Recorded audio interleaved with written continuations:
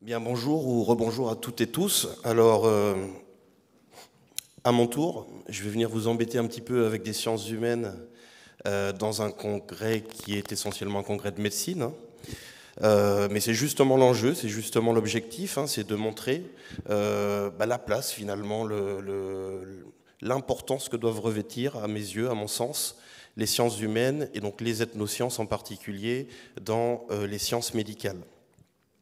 Alors vous l'avez peut-être remarqué, il y a eu une légère modification du titre. Qu'est-ce que j'ai fait? Voilà.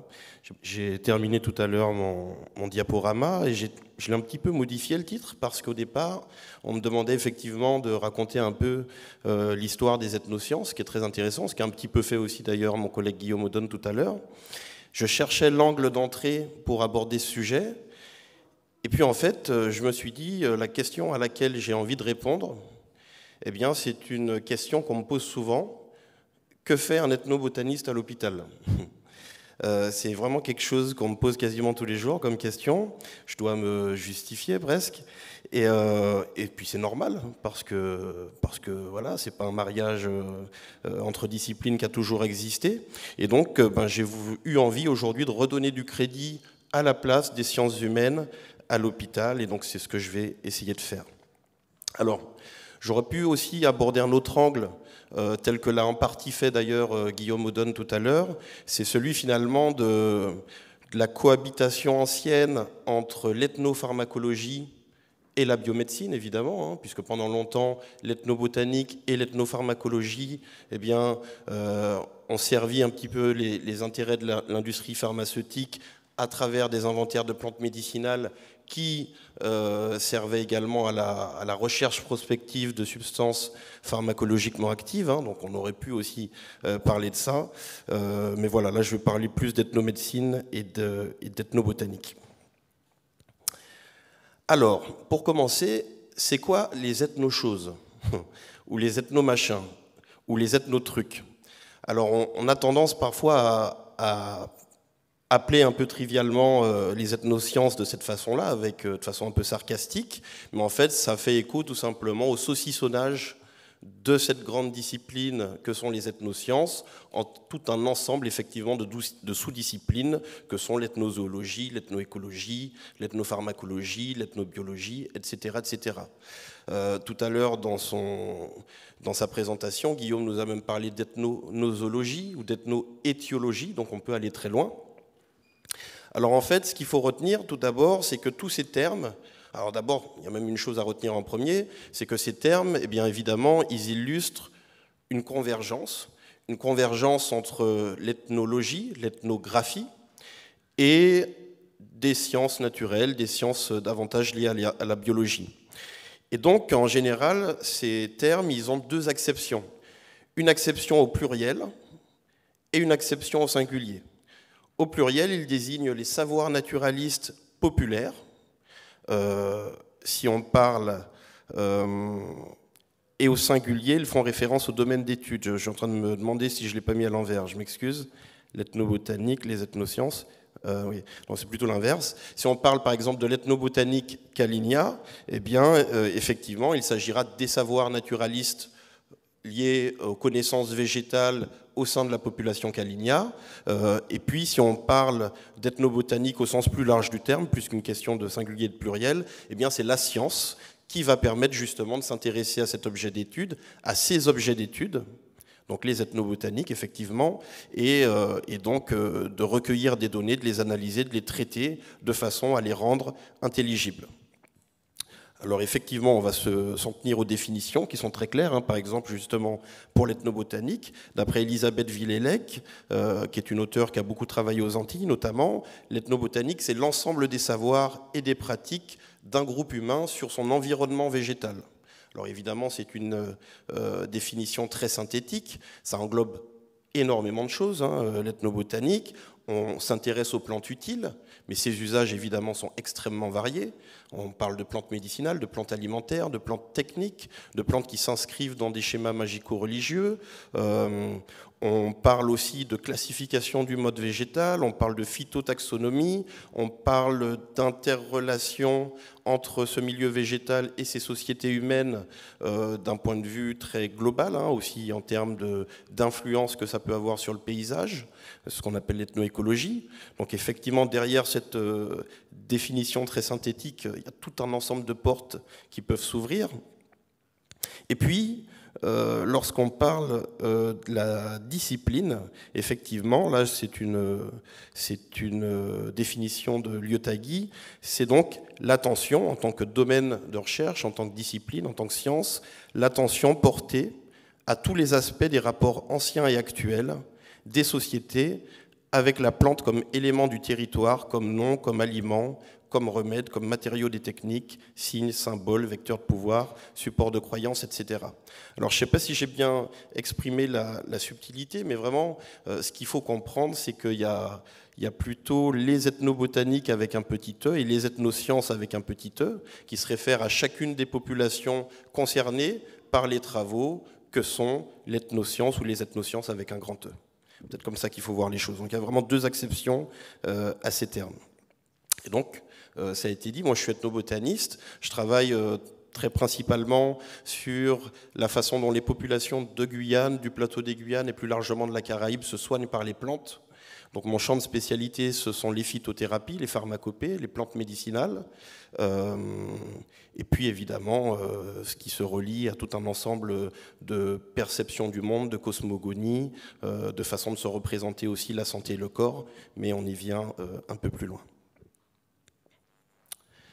Alors souvent aussi pour situer et définir cette question des etnosciences, on fait le distinguo entre le concept d'émique et d'éthique. Alors je m'excuse, c'est vrai qu'on ne s'est pas concerté avec mon collègue Guillaume Audonne, mais évidemment on travaille dans des disciplines proches, donc certaines choses sont un petit peu redondantes, il en a parlé également, mais c'est quand même quelque chose qui est très important à comprendre. Retranscrire de façon émique les modes d'organiser les maladies, qu'est-ce que ça veut dire? Eh bien, ça veut dire qu'on va expliquer, expliciter, retranscrire de l'intérieur, c'est-à-dire avec la vision, avec la perception des populations dont on parle, la façon dont elles voient le monde, la façon dont elles perçoivent la maladie, la façon dont elles perçoivent la façon de soigner ces maladies. Et donc ça consiste à saisir des catégories classificatoires, notamment des concepts symboliques, ce que Lévi-Strauss en son temps appelait la pensée sauvage, qui n'est évidemment pas la pensée des sauvages, qui est la pensée symbolique, du point de vue de ceux qui les utilisent. C'est donc le point de vue de l'intérieur, le point de vue des autochtones, en quelque part. Et puis l'analyse éthique, c'est au contraire celle qui est basée sur la conception scientifique du chercheur.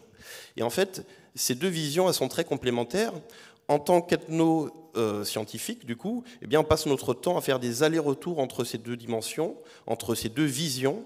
Et ça, je pense que c'est quelque chose de très important à concevoir. On redonne aussi sa dignité à la façon dont ces populations perçoivent le réel, perçoivent la nature, perçoivent l'environnement qu'il y a autour d'eux et perçoivent, puisque c'est ce qui nous concerne le plus ici, la santé, la maladie, le corps. Un exemple très ethnobotanique, pour le coup, là vous avez une belle fleur d'ailleurs, de Costus, que vous devez connaître, c'est le genre Costacée très présent dans les sous-bois ici en Guyane. Donc un des plus courants, c'est Costus spiralis, donc c'est un petit arbuste, on va dire, de sous-bois. Cette plante est extrêmement importante dans la pharmacopée bushinengue. C'est une plante qui a une importance quasiment sacrée pour eux. Et donc, évidemment, une des questions que ça pose aux ethnobotanistes, c'est pourquoi cette plante est-elle si importante? Une des questions qu'on passe une partie de notre temps à se poser, c'est pourquoi ces plantes-ci et pas celles-là? Quels sont les critères de sélection des pharmacopées? Et sur quoi se base-t-on, du point de vue émique, justement, pour dire qu'une plante est particulièrement importante d'un point de vue culturel? Eh bien, pour répondre à ça, il faut faire des enquêtes de type biologique. Il faut aller à la rencontre des populations, il faut les interroger parfois longuement, il faut observer leurs pratiques, mais je reviendrai plus tard sur la méthodologie. Et là, pour vous donner un exemple simplement sur la différence entre émique et éthique, eh bien, du point de vue émique, pour les Njuka, par exemple, cette plante est ce qu'on appelle le bâton de Ampuku. Ampuku, c'est une famille d'esprits qui habitent la grande forêt, qui est le maître, comme disait Guillaume tout à l'heure, il parlait de mère et père des plantes. Là, on parle plutôt de maître des végétaux, des plantes, de la forêt. Donc ce sont des esprits très importants dans la cosmovision et dans la religiosité traditionnelle des Bushinangé. Et donc, cette plante, parce qu'elle est le bâton des Ampuku, est forcément une plante sacrée, est forcément une plante importante, et est forcément une plante médicinale, une plante qui va soigner, une plante qui va favoriser la bonne santé, une plante qui sera bénéfique pour les humains. Ça, c'est le point de vue émique. Là, ce que je vous ai dit, c'est la parole des Bushinangé que je ne fais que retranscrire. Je suis un passeur de parole en tant qu'ethnobotaniste, et j'explique la façon dont les populations voient leur environnement naturel, l'expliquent, le conçoivent. Et puis, la vision éthique sur cette plante serait différente, hein, bien que, évidemment, encore une fois, les allers-retours sont toujours là. D'un point de vue éthique, et donc finalement, j'ai envie de dire, peut-être plus rationalisant. C'est peut-être ce qui fait aussi la différence entre... tout à l'heure, je suis d'accord avec Guillaume, hein, Guillaume parlait de biomédecine parce que la médecine est une médecine traditionnelle qui se base sur des constats d'ordre biologique. Et donc finalement, c'est une science rationalisante, c'est une médecine rationalisante, c'est le cas aussi pour les ethnosciences. Nous, nos recherches nous montrent, d'un point de vue historique, que cette plante est une de celles qui a permis aux ancêtres des Bushinangé, donc aux marrons, qui fuyaient les plantations, de survivre en forêt. C'est une plante, si vous n'avez pas d'eau en forêt, que vous êtes perdu, que vous allez pouvoir éplucher, mâcher, et vous allez pouvoir en boire la sève. C'est une plante qui est très riche en eau, et vous hydrater de cette façon-là. Non seulement elle vous hydrate, mais en plus elle est connue comme étant un coupe-faim. Donc l'histoire mémorielle des Bushinangé raconte cette histoire. Certains textes historiques, notamment hollandais, en parlent également. Ça fait partie de ces plantes qui ont permis aux marrons de survivre dans l'Amazonie. Et donc, il est fort possible, mais là c'est le regard, c'est la vision éthique sur cette question, que cette importance à ce moment précis de l'histoire des Bushinangé, eh bien, est d'une certaine façon introniser cette plante comme étant une plante sacrée, une plante particulièrement importante. Je ne sais pas si l'exemple est très clair, mais voilà, on a deux façons d'expliquer le fait que cette plante est une importance particulière chez eux, le point de vue émique et le point de vue éthique. Alors, juste voilà pour info, parfois émique et éthique s'écrivent comme ça, parfois émique et éthique s'écrivent avec un C, mais on est exactement sur les mêmes définitions de termes. Ça fait partie voilà, de ces mots un peu bizarres qui ont plusieurs façons de s'écrire. Alors, puisqu'on m'a quand même demandé de faire une petite histoire de l'ethnobotanique, je vais un petit peu le faire quand même, hein, sinon ce serait tricher. Et je vais le faire surtout sous un angle assez franco-français. Il faut savoir que l'ethnobotanique, les ethnosciences en général, sont donc des champs disciplinaires relativement jeunes, qui ont aujourd'hui plus ou moins, grosso modo, un siècle, qui sont institutionnalisés beaucoup en Amérique du Nord, aux États-Unis, mais aussi en France. Et donc, en France, on a eu de grands précurseurs de l'ethnobotanique qui, petit à petit, sont intéressés aux plantes utiles, mais avec un effort de théorisation, pas juste de façon descriptive, avec un effort de conceptualisation, de façon, encore une fois, à rendre intelligible la pensée symbolique qui régit justement ces utilisations de plantes. Et donc, on peut en nommer quelques-uns, hein, Auguste Chevalier, André-Georges Audricourt, Jacques Barrault, Roland Porter, Claudine Friedberg, etc.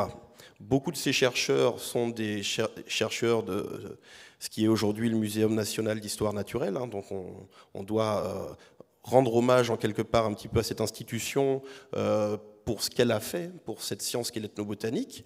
Il y a eu notamment la création dans les années 30 du JADBA, le journal d'agriculture tropicale et de botanique appliquée, qui aujourd'hui est devenu le journal d'ethnoécologie. Et donc, eh bien, ces revues, en particulier celle-là, les travaux menés par ces chercheurs et par leurs étudiants, eh bien, ont permis vraiment de mettre un peu sur un piédestal, à égalité avec la botanique, avec la botanique taxonomique un peu plus classique, qui était déjà bien développée évidemment à ce moment-là, eh bien, cette science nouvelle qui était alors l'ethnobotanique. Donc, voilà, je l'ai dit, hein, donc, on est vraiment dans une science qui est proche de l'anthropologie de la nature. On va chercher à conceptualiser les modes d'interrelation entre les humains et leur milieu végétal, hein, donc entre les flores et des sociétés particulières. Et donc, l'idée, c'est vraiment d'essayer de décrypter l'ensemble des savoirs et des pratiques d'un groupe humain, ou de groupes humains en particulier, sur leur environnement végétal. Alors, pareil, la petite anecdote, entre guillemets, la première utilisation en français de ce mot, ethnobotanique, on la doit à un auteur haïtien, Jacques Roumain. Pour ceux qui lisent la littérature haïtienne, vous devez connaître, hein, il a écrit notamment le Gouverneur de la Rosée, hein, qui est vraiment un ouvrage très sympa que je conseille à tout le monde, et donc qui était un homme de lettres et un ethnologue haïtien. C'est lui qui a fondé le bureau d'ethnologie en Haïti, et il a fait sa thèse, Jacques Roumain, sur l'utilisation des plantes par les taïnos. Alors là, on est vraiment dans ce qu'on appelle de l'archéo-ethnobotanique, par rapport à des récits anciens, notamment de colonisateurs. Eh bien, il a essayé de comprendre un peu quel était l'environnement végétal des Amérindiens taïnos, hein, qui peuplaient donc l'île d'Hispaniola avant l'arrivée des Européens et au moment du contact. Et donc, il s'est intéressé à ça en termes d'ethnotaxonomie. Il a essayé de recenser un certain nombre de noms vernaculaires taïnos en termes d'usage, quelles étaient les plantes préférentiellement utilisées par les taïnos pour se nourrir et pour se soigner, et puis en termes d'inscription de ces plantes dans la mythologie des taïnos. Donc on est clairement dans de l'ethnobotanique. Ce qu'a fait Jacques Roumain dans les années 40, c'est précisément ce que je fais aujourd'hui, avec certes des populations plus contemporaines. Et donc, ethnobotanie existait déjà en anglais, hein, c'est un terme qui a émergé dans les années 30, on le doit à un auteur qui s'appelle Archberger, et en français, c'est Jacques Roumain en 1949. Alors, ces grands auteurs dont je vous ai parlé, excusez-moi, sinon je vous vois flou, eh bien, ils sont aussi intéressés à la Guyane. Eux et d'autres ethnobotanistes, certains qui ont été d'ailleurs leurs étudiants. La Guyane, j'ai envie de dire, est une terre rêvée pour l'ethnobotanique, hein. On parlait tout à l'heure de l'importance de la Guyane comme hub de formation pour des internes, comme hub de portage de projets d'études sur des questions de maladies infectieuses tropicales en France. C'est vrai, évidemment. Eh bien, la Guyane a une importance telle aussi pour nous ethnobotanistes, et pour une raison évidemment très simple, c'est qu'ici se croise une biodiversité végétale absolument extraordinaire. Alors évidemment, il y a des petits débats sur les chiffres, mais on est autour de 7500 espèces végétales en comptant les espèces introduites, donc c'est énorme. Et on a également une diversité culturelle tout à fait formidable, je reviens dessus un peu plus loin. Donc quand ces deux ensembles se croisent, je peux vous dire que ça donne du grain à moudre aux ethnobotaniques, et le travail est sans fin. Puisqu'évidemment, chaque population aura des usages qui lui sont spécifiques, aura une façon de classer le végétal, de nommer le végétal, d'utiliser le végétal qui lui est absolument inhérente, et donc ceci se multiplie presque à l'infini par 7500 plantes et une trentaine de groupes culturels présents sur le territoire. Donc je dois saluer quand même le travail des ethnobotanistes qui ont fait un travail énorme depuis déjà plusieurs décennies ici en Guyane. Je pense notamment à Pierre Grenand, qui a travaillé pendant plusieurs décennies sur l'Oyapock en particulier, sur le Haut-Oyapock et aussi sur le Bas-Oyapock, hein, qui a travaillé énormément auprès des Amérindiens Téko, Wayangpi et Palikour. On lui doit, alors il est co-auteur, mais on lui doit donc en partie cet ouvrage qu'on appelle entre nous la Bible. Évidemment, pour ceux qui le connaissent, c'est un ouvrage de référence ici qui parle de façon très précise des pharmacopées créoles guyanaises, Wayangpi et Palikour, hein, donc vraiment un travail qui a été fait sur le long terme, de façon très précise, autant en termes d'identification botanique que d'identification des usages et d'identification aussi des substances pharmacologiques de ces plantes, et qui fait le lien entre ces trois ensembles. Donc c'est vraiment un ouvrage de grande qualité. Je salue aussi ma collègue Marie Fleury, que certaines ici connaissent, qui a fait sa thèse en 1991 sur l'ethnobotanique des Aloukou, sur le Haut-Maroni. Vous en avez ici la référence. Et puis qui a continué à travailler pendant une trentaine d'années en Guyane, auprès des Aloukou, mais pas uniquement, auprès aussi des créoles guyanais, des Kalinia, des Mongs et encore d'autres populations, qui a fait un travail extraordinaire, il faut le souligner, en tant que chercheur, mais aussi en tant que président de l'association GADEPAM, voilà, pour la valorisation, la reconnaissance et la transmission aussi de ces connaissances autour des plantes médicinales. Et puis d'autres encore, hein, Guillaume Audonne, que vous avez eu l'occasion d'entendre tout à l'heure, qui a été mon directeur de thèse, Damien Davy, Michel Rapinski, Alexander Green, moi-même. Alors nous 5 là qui sommes issus finalement du même laboratoire, le LEISA, hein, qui a un petit peu pris le relais sur ces questions d'ethnobotanique ces dernières années. Michel, Alexander et moi-même avons fait nos thèses au LEISA, et donc on essaye encore une fois de continuer le travail, encore et encore. Et je peux vous dire que, puisque c'est une question parfois qui m'est posée, on me dit mais il y a eu beaucoup d'ethnobotanistes en Guyane, il y a encore des choses à faire.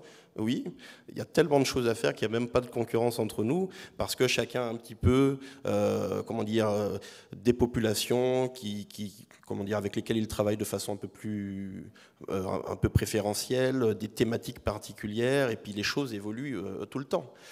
Guillaume l'a bien dit tout à l'heure, s'il y a un mot qu'on n'aime pas, en anthropologie en général, c'est le mot traditionnel. Traditionnel, ça veut dire figé, ça veut dire fixé dans le temps et dans l'espace. Et s'il y a bien quelque chose que ne sont pas les connaissances et donc les savoirs liés à la nature, c'est d'être figé. Ce sont des choses qui évoluent constamment, qui évoluent au fur et à mesure qu'il y a des interactions entre les populations, au fur et à mesure aussi que notre milieu se transforme, au fur et à mesure que de nouvelles populations vont venir avec leur propre bagage bioculturel. Et donc tout ça, évidemment, évolue beaucoup dans le temps.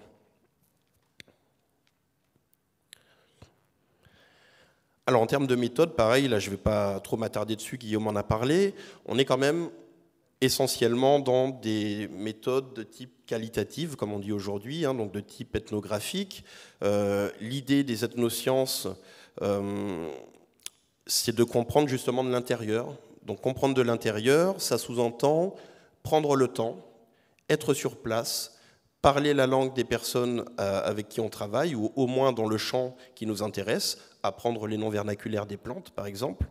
Et donc, ça demande du temps, ça demande un investissement personnel, mais c'est la clé aussi pour comprendre un certain nombre de choses. Je reviens dessus tout à l'heure. Donc, nos méthodes, elles sont basées essentiellement sur des enquêtes qui vont privilégier les entretiens semi-directifs, les groupes de parole, hein, ce qu'on appelle les focus group. Ça permet de faire émerger aussi du discours, l'observation participante. Voilà, ça c'est la base. Et puis quand même, ethnosciences, sciences humaines, sciences naturelles, on est évidemment quand même de plus en plus dans des approches méthodologiques mixtes. On croise, mais je crois que j'y viens plus tard, oui c'est ça, on croise donc des méthodes plutôt spécifiques aux sciences humaines et des méthodes plutôt spécifiques aux sciences naturelles. Et en fait, cet ensemble fait qu'on a un dialogue entre les méthodes, on a un dialogue entre les disciplines qui permet parfois de voir beaucoup plus clair, d'éclairer un peu mieux un certain nombre de phénomènes. Les méthodes quantitatives, eh bien évidemment, de façon solide, quand les échantillons sont bien représentatifs, quand les méthodes statistiques sont bien mises en place, vont nous donner de grandes tendances extrêmement importantes, extrêmement riches d'informations. Et le job, j'ai envie de dire, de la méthode qualitative, justement, c'est d'apporter du détail à ces grandes tendances. On sait que, je dis des bêtises, 12% des gens prennent tel type de remède pour soigner tel type de choses. On le sait sur la base d'un échantillon de 1500 personnes qui ont été interrogées de façon multicentrique à tel endroit, etc. Très bien. Bien, moi, je vais aller à la rencontre de ces personnes. Je ne vais pas en interroger beaucoup, parce que je ne pourrais pas interroger 1500 personnes. Mais par contre, je vais prendre le temps, avec 10, avec 50, avec 70, eh bien de mieux comprendre comment elle manipule ces plantes, comment elle les appelle, à quel moment elle les cueille, comment elle les transforme, comment elle les font bouillir, selon quelle ritualité, selon quelle temporalité, quelle est toute la gestuelle, la sémantique qu'il y a derrière. Et donc c'est vraiment cette finesse, nous, qu'on essaye, vers laquelle on essaye de tendre en tant qu'ethnobiologiste. Donc encore une fois, moi je crois vraiment en la valeur des approches mixtes. Je pense qu'il faut arrêter de dissocier ces deux ensembles que sont les sciences plus qualitatives et les sciences plus quantitatives. Je crois qu'ici à l'hôpital de Cayenne, la plupart des collègues, en tout cas notamment médecins avec qui je travaille, sont aussi dans cette optique-là, et c'est vraiment quelque chose que je salue, parce que je pense encore une fois que c'est la clé, c'est une clé de compréhension en tout cas extrêmement forte.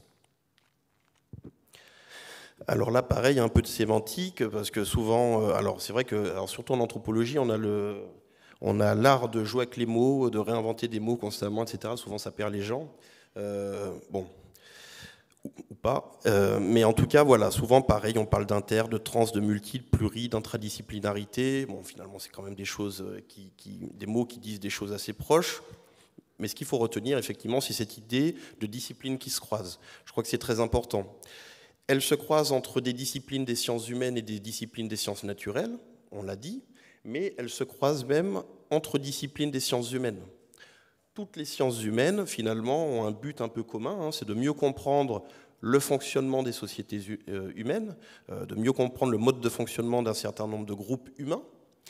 Et donc, on n'hésite pas, évidemment, à utiliser les outils de l'histoire, les outils de la géographie, les outils de la psychologie, les outils de la sociologie, pour aller dans un but analogue qui est celui-ci. Un exemple très concret, c'est celui qu'a pris tout à l'heure Guillaume Oddon, quand il a parlé de Kwasi Amara. Donc nous, on avait envie de remonter un petit peu l'histoire du Kwashi, de Kwasi Amara. Et donc, il vous l'a très bien expliqué. Eh bien, on a feuilleté des ouvrages anciens, on a été voir des herbiers de l'époque, des centaines. En gros, on a fait un travail d'historien, on a été dans des archives. On a fait un travail de géographie culturelle. On a pris des cartes, on a essayé de comprendre comment cette plante et les usages associés à cette plante avaient bougé dans le temps avec les différents groupes humains. Donc ça, c'est de la géographie. On a fait de la linguistique, puisqu'on s'est intéressé au nom vernaculaire de cette plante au Guatemala, au Mexique, au Suriname, etc., pour essayer de voir effectivement là où, par exemple, eh bien, les noms donnés par les Amérindiens étaient les plus singuliers, et donc a priori où ce n'était pas forcément un usage emprunté, mais plutôt un usage, on va dire, indigène. On a fait évidemment de l'ethnobotanique, on a herborisé des plantes, on a interrogé des personnes. Donc on a fait finalement plein de choses qui s'inscrivent dans plein de méthodes différentes, mais qui ont permis d'aboutir sur ce travail final, qu'est l'histoire bien de cette plante qui effectivement a fait polémique, qui est une plante qui est aujourd'hui très commune en Guyane, très utilisée. Et en fait, ce qu'on a montré est très intéressant de mon point de vue, parce qu'on a un petit peu désamorcé justement les crispations qu'il y avait avec les tentatives d'appropriation culturelle, parfois par une communauté ou par une autre. C'est justement l'exemple de la plante qui voyage, l'exemple de la plante qui est passée par toutes les mains, l'exemple de la plante qui appartient à tout le monde et à personne, et donc sur laquelle justement l'appropriation culturelle n'est pas possible. Donc voilà, ça c'est dit.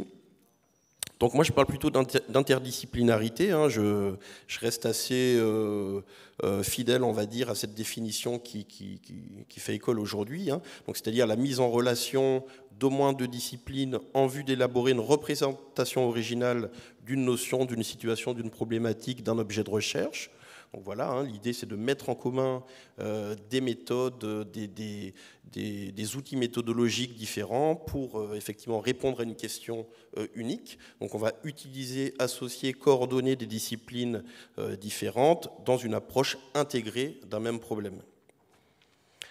C'est assez synonyme finalement de multidisciplinarité, de pluridisciplinarité. Le terme qui sort un petit peu du lot, c'est celui de transdisciplinarité, parce que dans la transdisciplinarité, eh bien, il y a cette volonté justement d'écrire une méthode qui soit justement singulièrement connectée à à cette interdisciplinarité. La transdisciplinarité, c'est justement le fait de fonder quelque chose de nouveau sur la base de l'interdisciplinarité, d'écrire une méthode, de conceptualiser la chose, de théoriser la chose pour justement que ça devienne quelque chose qui fasse référence. Alors là n'est pas le propos, on pourra en discuter des heures. Je voulais faire un petit retour en arrière. Je vous ai dit que la Guyane, c'était un territoire rêvé pour l'ethnobotanique, du fait de sa biodiversité végétale, du fait de sa diversité culturelle. Je voulais revenir sur cette carte parce que je la trouve très bien. C'est une carte qui est tirée du panorama des pathologies infectieuses et non infectieuses en Guyane, là, de 2022.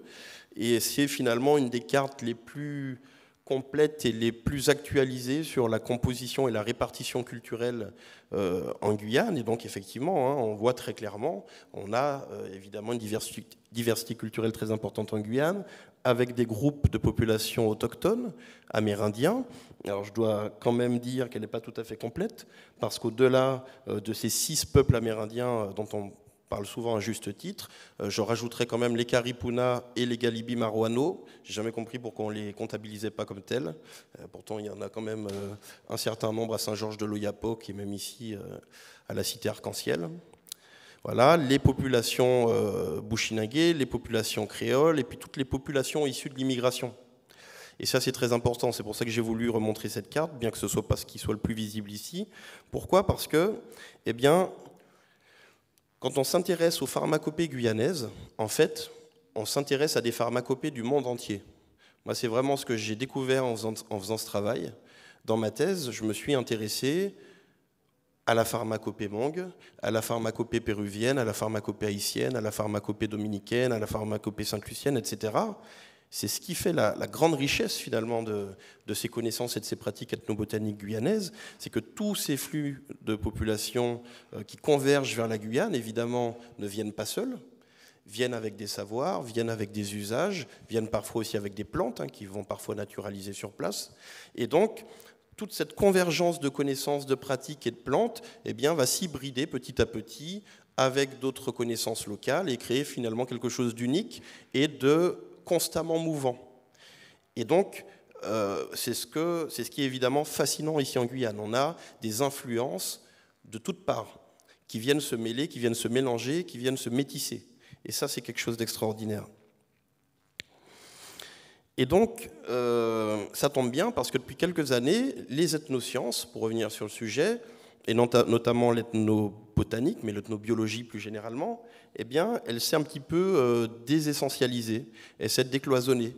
Pendant plusieurs décennies, on s'intéressait plutôt à des populations rurales, des populations isolées, le chaman au milieu de la forêt, le berger dans la montagne, ce qui évidemment est très intéressant, mais ce ne sont pas les seuls garants de connaissances ethnobotaniques.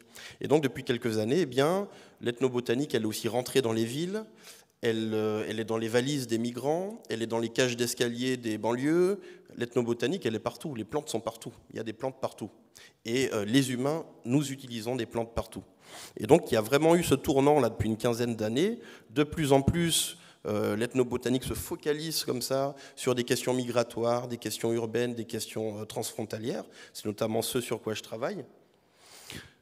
Par exemple, j'ai passé beaucoup de temps dans ce quartier qui malheureusement a brûlé, comme vous le savez sans doute, il y a quelques semaines, le quartier de la source de Baduel. Et donc, évidemment, cette population haïtienne, majoritairement, qui habite là, qui vient avec ses connaissances, petit à petit, donc, ces connaissances relocalisées vont se concentrer dans ces quartiers d'immigration, mais vont finir par se diffuser, par se disséminer aux autres franges de la population, par le jeu des contacts interculturels, par le jeu de ce qu'on appelle le frottement interculturel. Donc c'est vraiment personnellement, sur quoi je travaille. Et c'est là peut-être qu'on en arrive aux questions de santé. Il faut bien y arriver. Alors évidemment, entre l'ethnobotanique et l'ethnomédecine, bon là vous l'aurez compris, la frontière est très mince.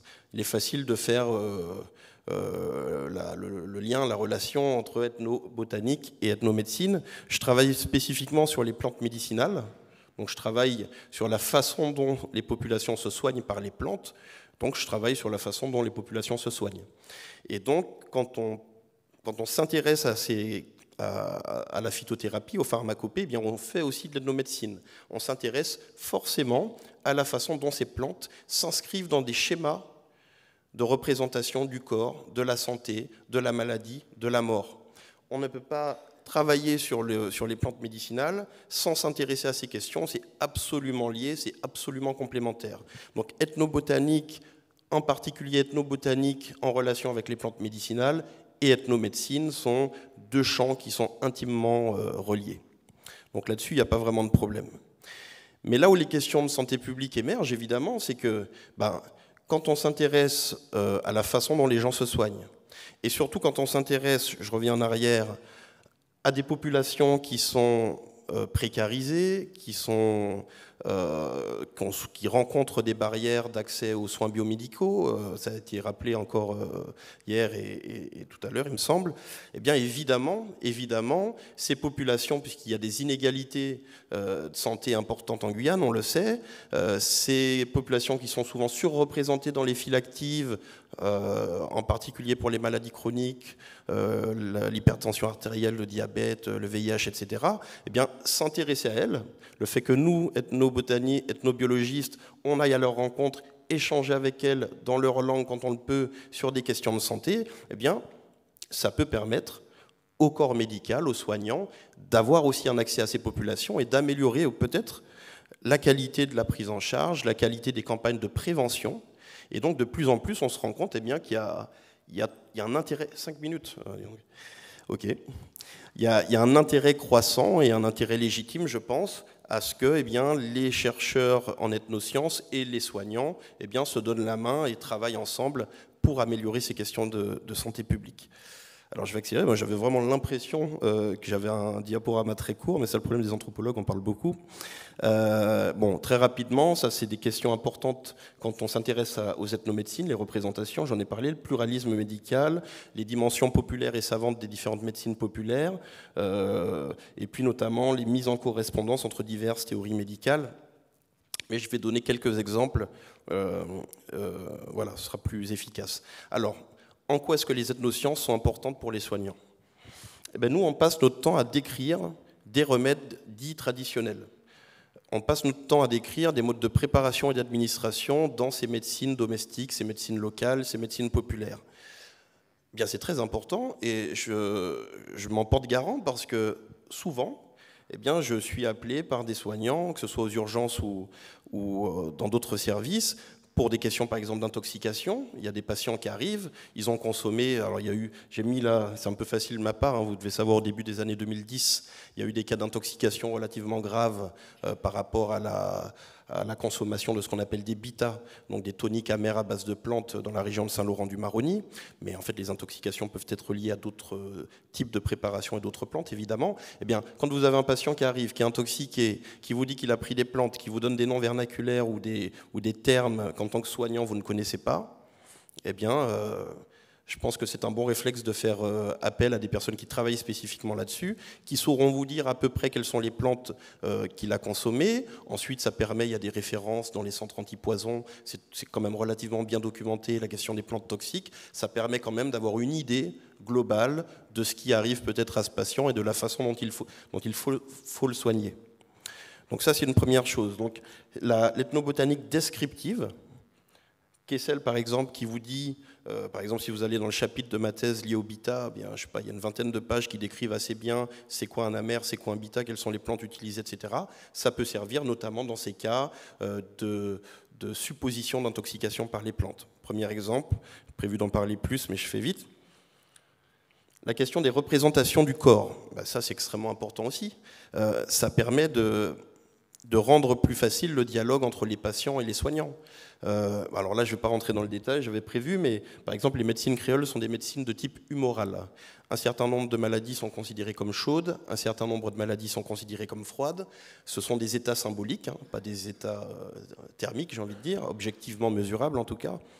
Et par la thérapeutique des contraires, quand quelqu'un estime qu'il a une maladie chaude, il va prendre des plantes considérées comme froides, et inversement. Ce sont des choses dont on pourrait parler des heures. Ce que j'essaye de dire là, c'est que si vous avez un patient qui arrive et qui vous dit qu'il a une imprudence, un refroidissement, ou au contraire une inflammation, une surchauffe, qu'il a pris une plante amère, donc froide, qu'il a pris une plante aromatique, donc chaude. Vous allez dire, mais qu'est-ce qu'il me raconte ? À moins que vous ayez cette lecture. Et cette lecture, si vous l'avez bien, ou si vous êtes accompagné de personnes, de médiateurs, de médiatrices ou d'anthropologues qui ont cette lecture, eh bien ça va vous permettre de comprendre ce qu'essaye de vous dire le patient. Derrière inflammation, il y a telle maladie biomédicale, peut-être. En tout cas, ça donne des pistes. Le diabète est une maladie chaude, l'hypertension est une maladie chaude, le Covid est une maladie froide. Donc déjà, on peut essayer de comprendre ce qu'il a, ce qu'il essaye de dire, et puis on va essayer de comprendre peut-être quel remède il a pris. Si c'est du diabète dont il parle, il aura peut-être pris telle ou telle plante qui sont considérées comme des plantes antidiabétiques dans sa communauté. Donc, c'est toutes ces grilles de lecture qui sont évidemment très complexes. Il ne faut pas croire non plus que ce serait difficile de faire un manuel facile pour le soignant qui vient d'arriver sur ces questions-là. C'est très très complexe, du fait de l'interculturalité notamment, mais en tout cas, ça donne des grilles de lecture. Bon, là, très rapidement, mais je voulais parler du pluralisme médical. Quand on fait des enquêtes en ethnomédecine, on suit sur un certain temps, sur un temps relativement long, des patients qui vont aller voir des spécialistes dans différents domaines, qui vont parfois faire de l'automédication allopathique ou qui vont utiliser des plantes. Et bien, décrire ces choses-là, en passant du temps avec eux, permet aussi de mieux comprendre quelles sont les modalités, quelle est la logique qui oriente aussi ces itinéraires thérapeutiques mixtes. Donc ça, c'est quelque chose de très important. Et là aussi, on est dans des choses extrêmement complexes, encore une fois, du fait de l'interculturalité, et puis du fait du pragmatisme des êtres humains.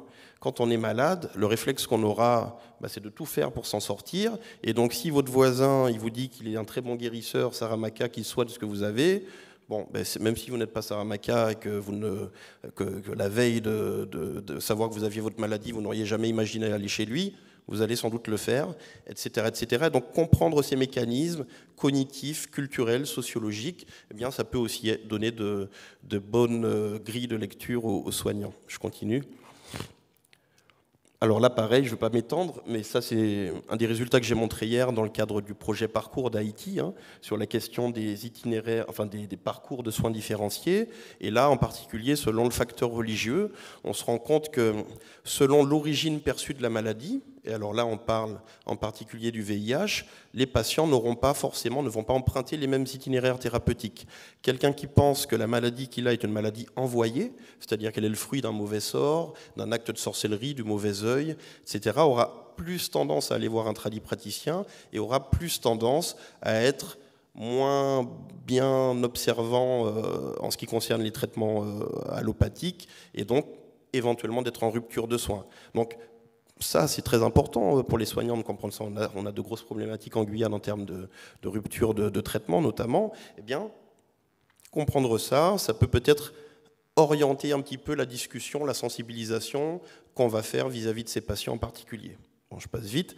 Et justement, j'en arrive à mon dernier slide sur la médiation. Médiation est quelque chose d'absolument primordial en Guyane, mais ça paraît, je pense qu'on en est de plus en plus convaincus. On est dans un système multilingue, multiculturel. Les soignants n'ont pas le temps et n'ont pas toujours la connaissance qu'il faut en termes de pratiques culturelles pour pouvoir faire justement eux-mêmes cette médiation. Donc on a besoin de davantage de personnes, des médiateurs, des médiatrices et des anthropologues pour faire ce pont entre les mondes, entre les différentes médecines. Ça, c'est très important. Moi, je voulais vous parler de cet article à droite qu'on a coécrit là récemment avec des soignants de l'UMIT. J'ai été appelé à l'UMIT il y a un peu plus d'un an maintenant pour une patiente vivant avec le VIH qui était en rupture de tout d'ailleurs.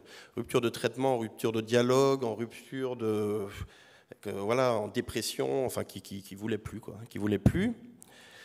Et en fait, en discutant avec elle, et notamment sur ses propres représentations de la maladie, elle est convaincue que c'est sa voisine qui lui a envoyé ce qu'on appelle un MO-SIDA, donc un mauvais sort lié au sida, on va dire ça comme ça rapidement. Eh bien, pour elle, ça fait du sens. C'est son sens à elle, c'est sa logique à elle. Le fait d'en parler sans condescendance, dans une écoute bienveillante, eh bien, ça a débloqué les choses. Elle s'est sentie écoutée, elle a senti qu'on la prenait avec qu'on écoutait en tout cas son discours avec considération, et à partir de là, elle est devenue, voilà, il y a eu un dialogue facilité, et petit à petit, elle s'est remise à prendre son traitement. Ça aurait pu aussi ne pas marcher, mais en tout cas là, ça a marché, et je pense que c'est très important de rappeler, encore une fois, l'importance de la médiation en santé ici en Guyane. Et je vous remercie pour votre écoute.